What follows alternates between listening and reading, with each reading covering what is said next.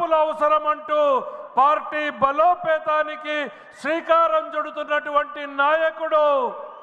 తాత స్థాపించిన పార్టీని తండ్రి నడిపిస్తుంటే భవిష్యత్తును తీర్చిదిద్దడానికి సిద్ధమవుతున్న యువ నాయకుడు శ్రీ నారా లోకేష్ గారిని సగౌరవంగా ఆహ్వానిస్తున్నాం.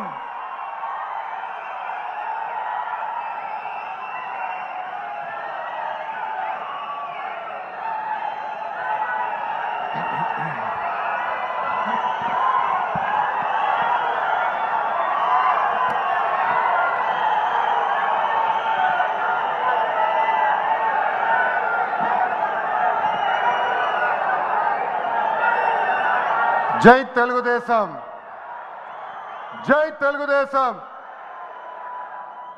దేవుడి గడప గడప గడపై ఈరోజు కార్యకర్తల్ని ఉద్దేశించి మాడతాం.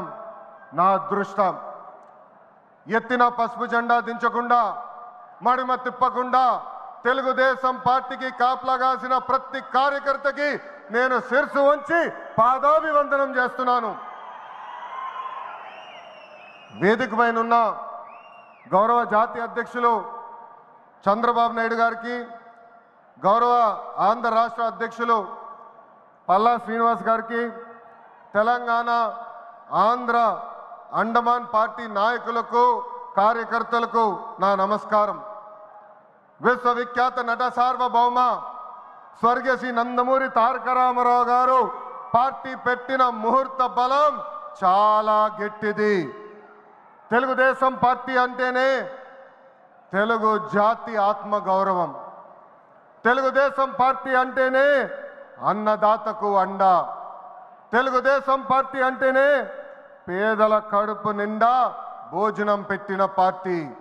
తెలుగుదేశం పార్టీ అంటేనే కార్మిక కష్టాలు తీర్చేదానికి పుట్టిన పార్టీ. కులాలు, మత, ప్రాంత ఎజెండాతో అనేక పార్టీలు పుట్టినాయి. కానీ తెలుగు జాతి కోసం పుట్టిన ఏకైక పార్టీ మన పార్టీ తెలుగుదేశం పార్టీ. 43 ఏళ్ల ప్రయాణంలో ఎన్నో విజయాలు చూసాం. మనకు ప్రతిపక్షం కొత్త కాదు, మనకి అధికారం కూడా కొత్త కాదు. అధికారంలో ఉన్నా ప్రతిపక్షంలో ఉన్నా తెలుగు వాళ్ళు ఎక్కడైనా ఇబ్బందుల్లో ఉంటే మొదటిగా స్పందించిన పార్టీ ఒక తెలుగుదేశం పార్టీ. సమాజమే దేవాలయం, ప్రజలే దేవుళ్ళన్న అన్నారు అన్న ఎన్టీఆర్. మన అధినేత చంద్రబాబు గారు దగ్గర నుంచి కార్యకర్తల వరకు అందరం ఏదో ఒక రూపంలో ప్రజలకి సేవలు చేసుకుంటూ వచ్చాం. మారుతున్న కాలానికి తగ్గట్టుగా పార్టీ కూడా అడుగులు వేయాలి. ఎప్పటికప్పుడు పార్టీలో చర్చ జరగాలి, ప్రజలకు మరింత దగ్గర అవ్వాలి. ప్రణాళికలు సిద్ధం చేసి ఆ ప్రణాళిక పైన మహానాడులో చర్చించాల్సిన బాధ్యత మనందరిపైన ఉంది.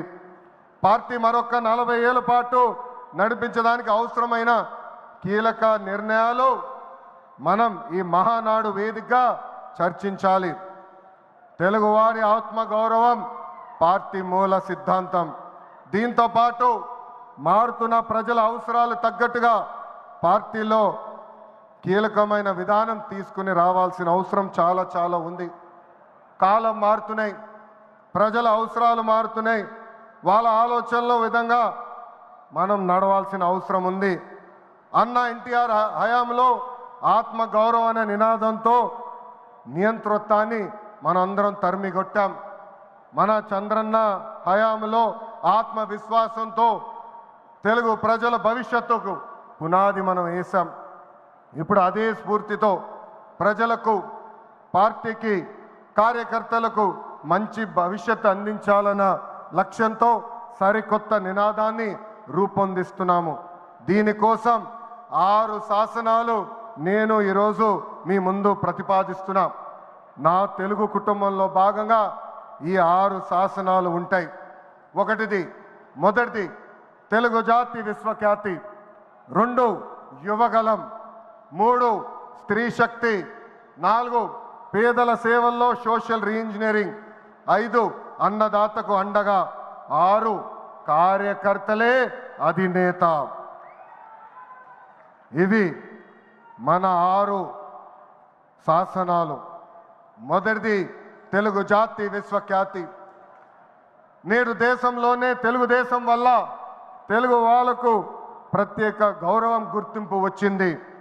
ఆనాడు అన్నగారిని బర్తరఫ్ చేస్తే ఢిల్లీలో మెడలు వంచి తిరిగి ముఖ్యమంత్రి అయ్యారు అన్నగారు. అదే తెలుగు జాతి పౌరుషం. తెలుగు వారిని ప్రపంచంలో పెట్టింది మన చంద్రన్న.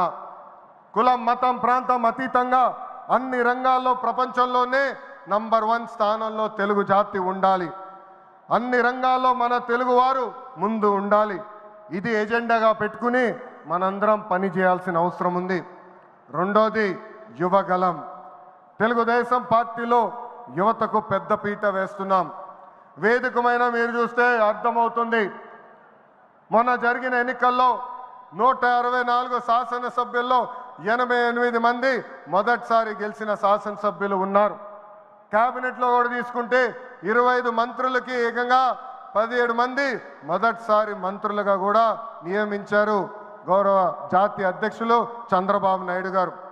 సీనియర్ని, జూనియర్ని గౌరవిస్తాం, పనిచేసే వాళ్ళని ప్రోత్సహిస్తాం. గత ప్రభుత్వంలో ఒక HSBC Franklin Templeton, Amar Raja జాకీని తరిమేస్తే మన ప్రభుత్వ అధికారంలోకి వచ్చిన తర్వాత TCS, LG electronics, NTPC, BPCL, Reliance CBG, Arcelor Mittal ఇలా అనేక పరిశ్రమలు ఆంధ్ర రాష్ట్రానికి తీసుకొచ్చాం. మెగా డిఎస్సి ప్రకటించాం. ఈ మెగా డిఎస్సి ద్వారా 16,347 ఉపాధ్యాయుల పోస్టులు వచ్చే నెల జూన్ మాసంలో కూడా మనం భర్తీ చేయబోతున్నాం. ఇంకా యువతకు 20 లక్షల ఉద్యోగాలు కల్పించే లక్ష్యంలో మన ప్రభుత్వం అడుగులేస్తుంది. మన రాష్ట్రంలో బలమైన యువశక్తి ఉంది. వారికి సరైన అవకాశాలు అందిస్తే దూసుకుని పోతారు. అన్ని రంగాల్లో వారికి ఉపాధి, ఉద్యోగ అవకాశాలు కల్పించడమే మన లక్ష్యంగా పెట్టుకుంటున్నాం. మూడోది స్త్రీ శక్తి. అన్న ఎన్టీఆర్ మహిళలకు ఆస్తుల్లో సమాన హక్కు కల్పించారు. మహిళలకి ఆర్థిక స్వాతంత్రం ఇచ్చింది మన చంద్రన్న. గత ప్రభుత్వంలో శాసనసభ సాక్షిగా తల్లిల్ని అవమానించారు. సొంత తల్లిని, చెల్లిని మెడబట్టుకుని బయటికి గెంటేశారు. అర్థమైందా రాజా? అర్థమైందా రాజా? ఉద్యోగ ఉపాధి అవకాశాల్లో మహిళలకు రిజర్వేషన్, మహిళలకు విశ్వవిద్యాలయాలు, దీపం పథకం ఇచ్చింది తెలుగుదేశం. రానున్న రోజుల్లో మహిళల్ని మరింత బలోపేతం చేసి స్త్రీ శక్తి ద్వారా మనం కృషి చేయాలి. పార్టీ పదవుల దగ్గర నుంచి అన్ని రంగాల్లో మహిళల్ని సమానంగా బాధ్యత, భద్రత కల్పించాలి. ఈరోజు నేను కొన్ని విషయాలు మీకు చెప్పాలనుకుంటున్నా. చట్టాలు, శిక్షల వల్ల సమాజంలో మార్పు రాదు.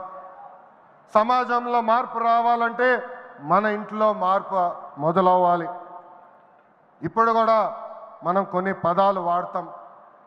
గాజులు తొడుక్కున్నావా, చీరలు కట్టుకున్నావా, ఆడపిల్లగా ఏడవద్దు, ఇలాంటి పదాలు మనం మానేయాలి. అప్పుడే మనం ఆశించిన మార్పు సమాజంలో వస్తుంది. నేను ప్రతిపక్షంలో ఉన్నప్పుడు ఆనాడు ఒక మహిళా మంత్రి నాకు చీర గాజులు పెడతానని చెప్పారు. ఆనాడే చెప్పా ఆమెకి, చీర గాజులు పంపించండి, మా అక్క చెల్లెలకు పెట్టి వాళ్ళు కాలు మొక్కి ఆశీర్వాదం తీసుకుంటానని. నాలుగోది పేదల సేవల్లో సోషల్ రీఇంజనీరింగ్. పేదరికం లేని సమాజం తెలుగుదేశం పార్టీ లక్ష్యం. 2 రూపాయలకే కిలో బియ్యం, జంతా వస్త్రాలు, పక్కా ఇల్లు, పెన్షన్ ఇచ్చింది అన్న ఎన్టీఆర్. చాలని పెన్షన్ 5 రెట్లు పెంచారు. 200 రూపాయల నుంచి 1000 రూపాయలు చేశాం. ఒకే సంతకంలో 1000 రూపాయల పెన్షన్ని 2000 చేశాం. ఇప్పుడు ఏకంగా భారతదేశంలో ఏ రాష్ట్రంలో ఇవ్వని విధంగా 4000 రూపాయల పెన్షన్ మన చంద్రన్న అందిస్తున్నారు. ఇంతేకాదు డ్వాక్రా, దీపం, అన్న క్యాంటీన్ ఇచ్చింది మన చంద్రన్న.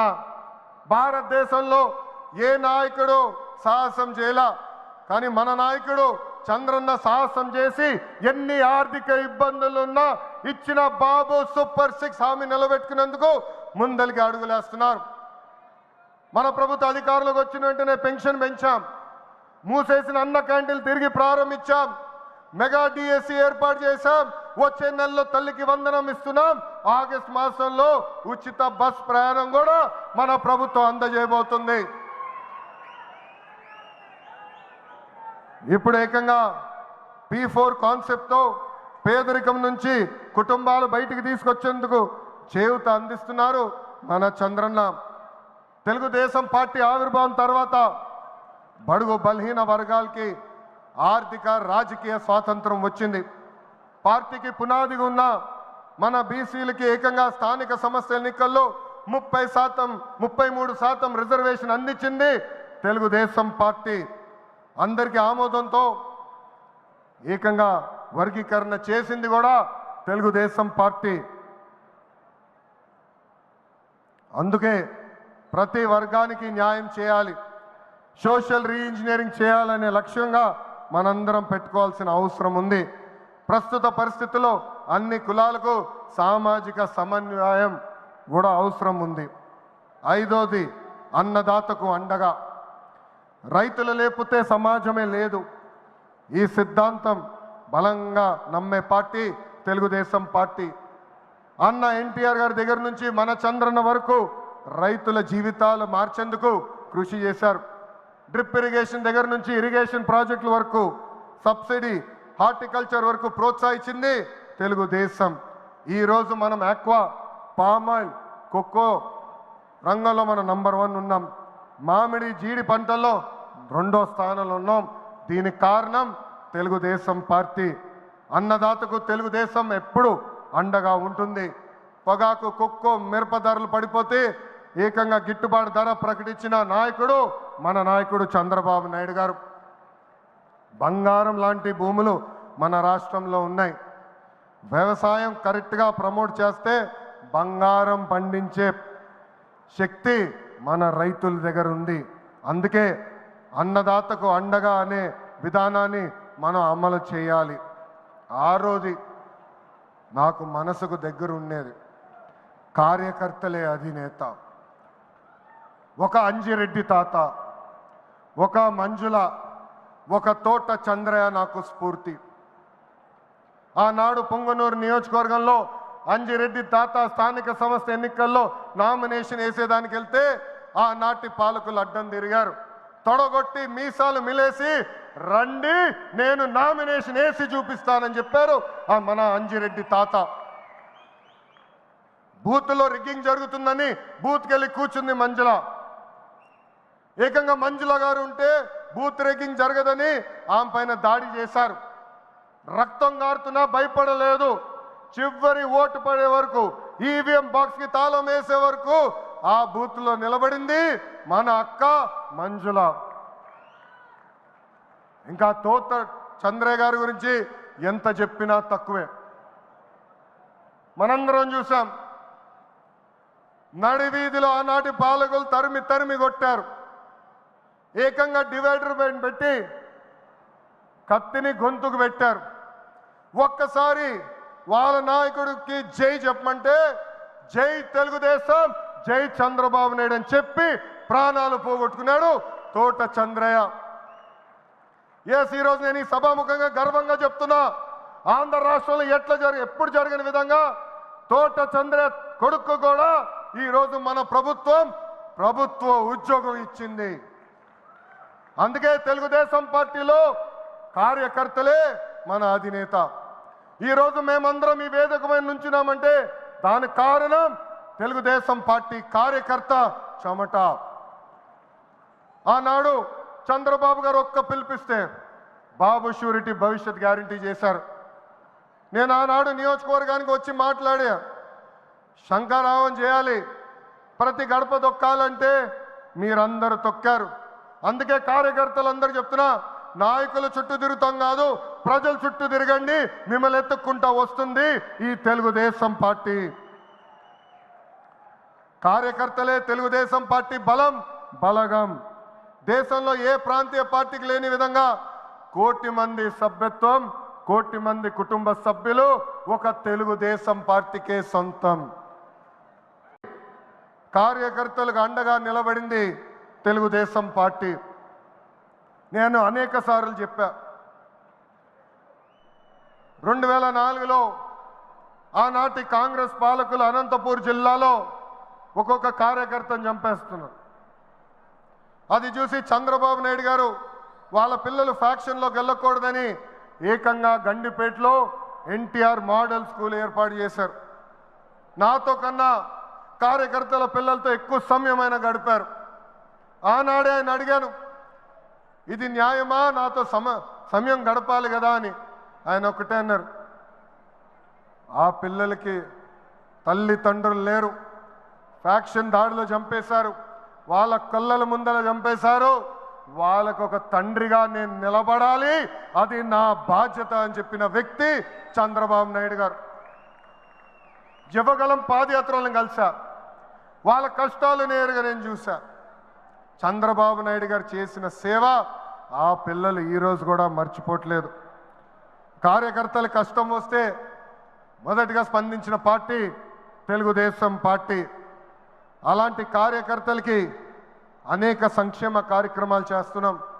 5 లక్షల రూపాయలు ప్రమాద బీమా, విద్య, వైద్యం, ఉపాధి కూడా కల్పిస్తున్నాం.